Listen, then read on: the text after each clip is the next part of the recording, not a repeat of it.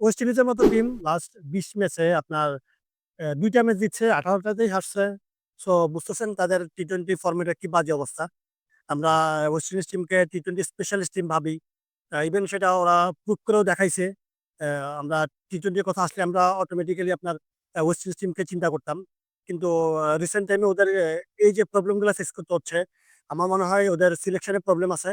আপনারা যদি দেখেন লাস্ট অস্ট্রেলিয়া সিরিজেও ওরা যে স্কোয়াডটা নিয়ে আপনার সিরিজটা খেলছিল, আপনার ওইখানে ব্র্যান্ডন কিং ছিল, হেটমায়ার ছিল। আজকের যে পাকিস্তানের এগেইনস্ট এ ম্যাচটা হইছে, আপনাদের ব্র্যান্ডন কিংও নাই, আপনার হেটমায়ারও নাই। সো বুঝা যাচ্ছে ওদের সিলেকশনে হয়তো কোনো প্রবলেম আছে বা ওদের বোলিং সেক্টরে একটু প্রবলেম ছিল আপনার অস্ট্রেলিয়ার এগেইনস্ট এ এই বোলিং সেটের প্রবলেমটা দেখা গেছে। আজকে যদিও বা বোলিং সাইডটা মোটামুটি ভালো করছে। তার উপর আবার বলতে হবে উইকেটের অবস্থাও অতটা ভালো ছিল না, অতটা ব্যাটিং ফ্রেন্ডলি ছিল না। কিন্তু পাকিস্তানের ক্রেডিট দিতেই হবে ওরা ভালো ব্যাটিং করছে। তো ওভারঅল মিলিয়ে আপনার ওয়েস্ট ইন্ডিজ টিমের আমার মনে হয় সিলেকশনের সমস্যা হচ্ছে। আর ক্যাপ্টেন প্লাস কোচ প্লাস ওদের টিম প্ল্যানিং হয়তো ওরাই ভালো জানে। ওরা কি প্ল্যানিং এ আপনার মাঠে নামে। আপনার ক্যাপ্টেন সাই হোপ আপনার অস্ট্রেলিয়ার এগেইনস্ট এ আপনার পুরো সিরিজ জুড়েও ওপেনিং ব্যাটিং করছে এবং ভালো ব্যাটিং করছে। একটা 100 ও করছিল।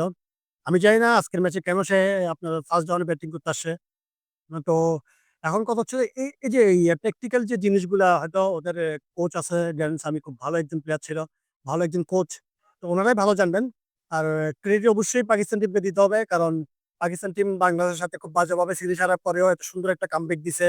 আপনার মোহাম্মদ নওয়াজ থেকে শুরু করে শাহীন শাহ আফ্রিদি ভালো বোলিং করছে। সাইম মেহবুবপুর থেকে ভালো ব্যাটিং করছে।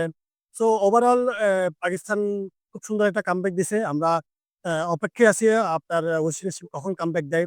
আশা করি সিরিজে ওরা খুব ভালোভাবে কামব্যাক দিবে। ইভেন সিরিজটা পাকিস্তান থেকে ওরা জিতে যাবে।